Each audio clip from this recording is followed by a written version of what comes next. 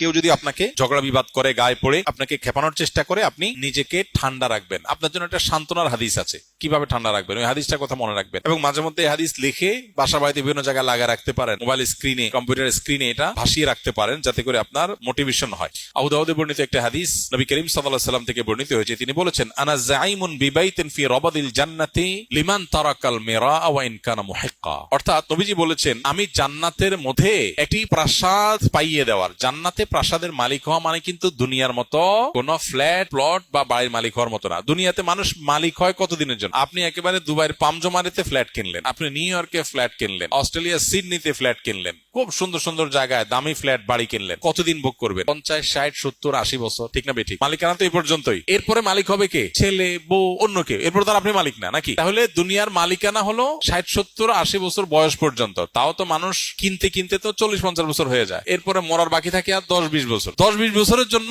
ফ্ল্যাটের মালিক হয়, তাতেই কি ভাবসাব। আর জান্নাতের যদি কেউ ফ্ল্যাট আর অট্টালিকার মালিক হয়, সেটা কতদিনের জন্য হবে? অনন্তকালের জন্য, যার কোনো শেষ নাই, যার কোনো সীমা নাই, কখনো শেষ হবে না। সুবহানাল্লাহ।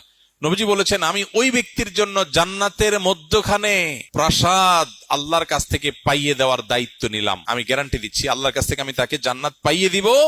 যে ব্যক্তি ঝগড়া করার উপলক্ষ তৈরি হওয়ার পরেও অন্যায়ভাবে তার উপরে জুলুম করা হচ্ছে, তারপরে সে কথা বাড়াচ্ছে না, কেন? ঝগড়া বাড়বে সেজন্য। সে নিজেকে নিয়ন্ত্রণ করছে, মুখ বুঝে চলে আসছে, কথা বাড়াই নাই, পুরা উল্টা পাল্টা বলতেছে, পুরা অন্যায় করতেছে। চাইলেই এখানে এটাকে নিয়ে সামনে বাড়ায় ঝগড়া করা যায়, কিন্তু সে ঝগড়াটা এড়াইতে চাচ্ছে, এই জন্য বলছে, ভাই থাক, ঠিক আছে ভাই, আপনি যা বুঝছেন ওকে। সে সামনে কথা বাড়াইতে চায় না। নিজের ন্যায়ের উপরে থাকা সত্ত্বেও, ন্যায়ের উপরে থাকলে সাধারণত একটু ঝগড়া করতে বেশি মন চায় না। শয়তান তখন উস্কায়, শয়তান বলে যে, এই তুমি চুপ থাকবা, কি দুঃখে মিয়া, সে তো উল্টা পাল্টা কথা বলতেছে।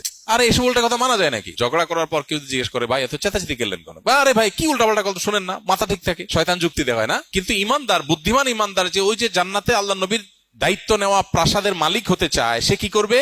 সে সবর করবে। সে দেখতেছে উল্টা পাল্টা হচ্ছে, দেখছে যে কথা বললে এখানে ঝগড়া হবে, ঝগড়া হলে আমার মেজাজটা গরম হবে, তার সাথে বলে, ভাই ঠিক আছে ভাই, ওয়াইদা খাতাবাহুমুল জাহিলুনা ক্বালু সালামা। জাহেলদের সাথে কথা বললে বলবে সালাম। এই মানুষটা খুব কম সমাজে, এই মানুষের সংখ্যা খুব, কারণ জান্নাতি মানুষ তো কম হবে। তাহলে এবার দেখেন, যৌক্তিক হোক, আপনার কথাটাই সঠিক, সে উল্টা পাল্টা বলতেছে, ফেসবুকে একজনের পোস্ট লিখছে, আর দেখলে মেজাজটা কি উল্টা পাল্টা কথা বলতেছে। এই জন্য আপনি কমেন্ট বক্সে গিয়া তার গোষ্ঠী উদ্ধার করে গালিগালাজ দিলেন, সে আবার আপনার গোষ্ঠী উদ্ধার করে, আপনি আবার তার দাদার গোষ্ঠী উদ্ধার করলেন। এভাবে আস্তে আস্তে সামনে বাড়তে থাকলো।